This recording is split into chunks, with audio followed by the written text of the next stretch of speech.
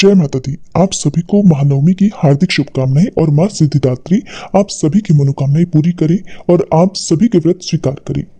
आज की इस वीडियो में आप जानेंगे मां सिद्धिदात्री जो कि नवरात्रि के 9वें दिन पूजी जाने वाली देवी हैं, जिनकी कृपा से सभी प्रकार की सिद्धियों की प्राप्ति होती है। तो मां सिद्धिदात्री की संपूर्ण पूजा विधि और इस दिन के शुभ मुहूर्त के साथ ही आप सुनेंगे मां की आरती भी। नवमी तिथि के दिन मां सिद्धिदात्री के साथ ही एक बार फिर से सभी नवदुर्गाओं का पूजन और ध्यान किया जाता है।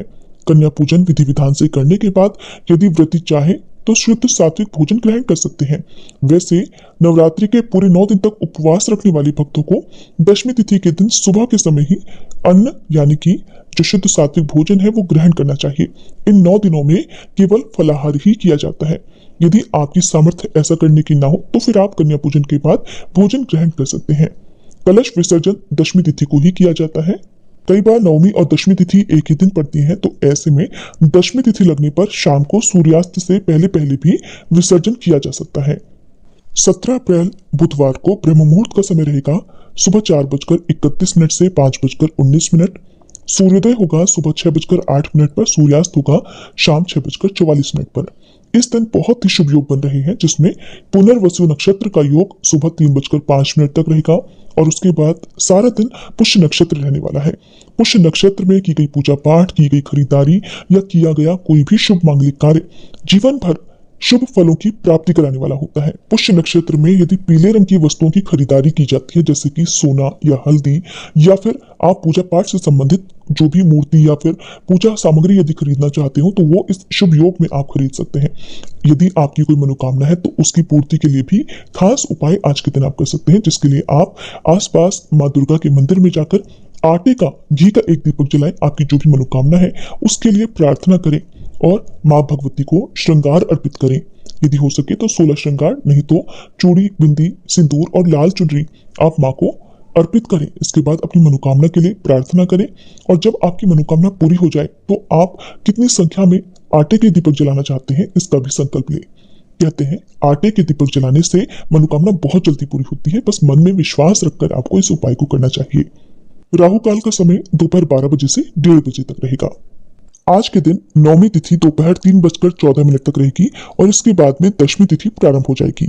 यदि आप आज विसर्जन करना चाहते हो तो फिर दोपहर में 3:14 के बाद से लेकर शाम को सूर्यास्त से पहले पहले तक भी विसर्जन कर सकते हैं। और जो लोग बुधवार के दिन विसर्जन नहीं करना चाहते वो अगले दिन यानी गुरुवार के दिन सुबह सूर्योदय के बाद विसर्जन कर सकते हैं। माँ सिद्धिदात्री का स्वरूप अत्यंत सौम्य है। ये कमल के आसन पर विराजमान रहती हैं। इनकी 4 भुजाएं हैं। दाहिनी ओर की पहली भुजा में गदा और दूसरी भुजा में चक्र धारण करती हैं। बाईं ओर की भुजाओं में कमल और शंख है। देवता, असुर, गंधर्व, किन्नर और मनुष्य सभी इनकी पूजा करते हैं। अणिमा, महिमा, गरिमा, लघिमा, प्राप्ति, प्रकाम, ईशित्व और वशित्व नाम की इनकी 8 सिद्धियां हैं और ये सभी सिद्धियां माँ सिद्धिदात्री की आराधना करने से और उपवास करने से बड़ी आसानी से प्राप्त की जा सकती हैं। नवरात्रि के 9वें दिन माँ सिद्धिदात्री की पूजा करते समय स्नान आदि से निवृत्त होकर अपने हाथ में एक फूल लेकर माँ का ध्यान करें और उनसे प्रार्थना करें। फिर देवी को पंचामृत से स्नान कराएं। उन्हें अलग अलग तरह के फूल, अक्षत, कुमकुम, सिंदूर अर्पित करें। इसके बाद सफेद और सुगंधित फूल उन्हें अर्पित करें, क्योंकि माँ को सफेद रंग अत्यंत प्रिय है। सफेद के अलावा आज के दिन आप लाल या गुलाबी रंग के फूल भी माँ को अर्पित कर सकते हैं और इसी तरह के वस्त्र धारण करके आज के दिन आप माँ की पूजा कर सकते हैं। आज के दिन जो भक्त माँ को कमल का फूल या फिर गुलाब का फूल अर्पित करता है उनसे माँ बहुत जल्दी प्रसन्न हो जाती है। माँ का प्रिय भोग हलवा, पूरी, खीर और नारियल है। इसके अलावा आज के दिन आप जो भी भोग बनाना चाहें जो कि शुद्ध सात्विक होगा वो आप माँ को सच्चे मन से अर्पित कर सकते हैं।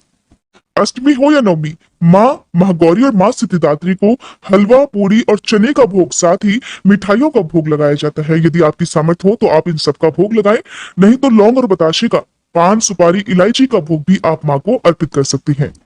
नवरात्रि की पूजा माँ सिद्धिदात्री की पूजा के बिना अधूरी रहती है, इसलिए जिनके घर में यदि अष्टमी के दिन भी कन्या पूजन किया जाता हो उन लोगों को भी माँ सिद्धिदात्री की पूजा अवश्य ही करनी चाहिए। बहुत से घरों में आज के दिन कन्या पूजन होता है या हवन इत्यादि किया जाता है, तो अगर आपके यहाँ ऐसा होता है तो कन्या पूजन और हवन आदि की जो वीडियो है वो हमारे चैनल पर अपलोडेड है। आप चाहें तो उन वीडियोस को भी देख सकते हैं। पौराणिक कथा के अनुसार भगवान भोलेनाथ ने माँ सिद्धिदात्री की ही उपासना और तपस्या करके 8 सिद्धियां प्राप्त की थी। इसी कारण भगवान शिव का आधा शरीर नारी का हो गया था और तभी वे अर्धनारीश्वर कहलाने लगे। माँ दुर्गा का ये रूप अत्यंत शक्तिशाली है, क्योंकि यह शक्ति सभी देवी देवताओं के तेज से प्रकट हुई है। नवमी तिथि को विधि विधान से माता रानी की पूजा करके उन्हें श्रृंगार अर्पित करना चाहिए और साथ ही श्री दुर्गा चालीसा का पाठ करके सबसे अंत में आपको आरती करने के साथ ही क्षमा याचना करनी चाहिए, ताकि पूजा पाठ में हुई गलतियों के लिए आपको माता रानी क्षमा कर सके।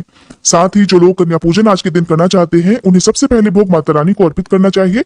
उसके बाद ही कन्या पूजन करके आप विसर्जन करने के बाद अपना व्रत खोल सकते हैं, यानी कि व्रत का पारणा कर सकते हैं।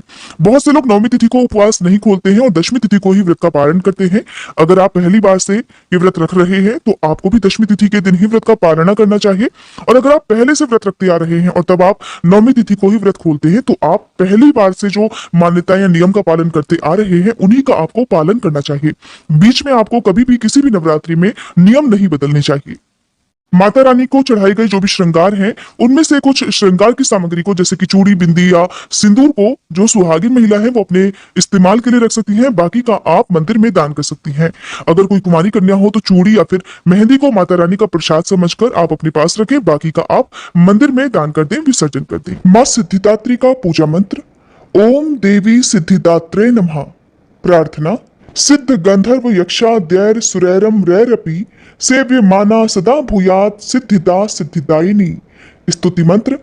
या देवी सर्वभूतेषु मां सिद्धिदात्री रूपेण संस्थिता नमस्तस्यै नमस्तस्यै नमस्तस्यै नमो नमः।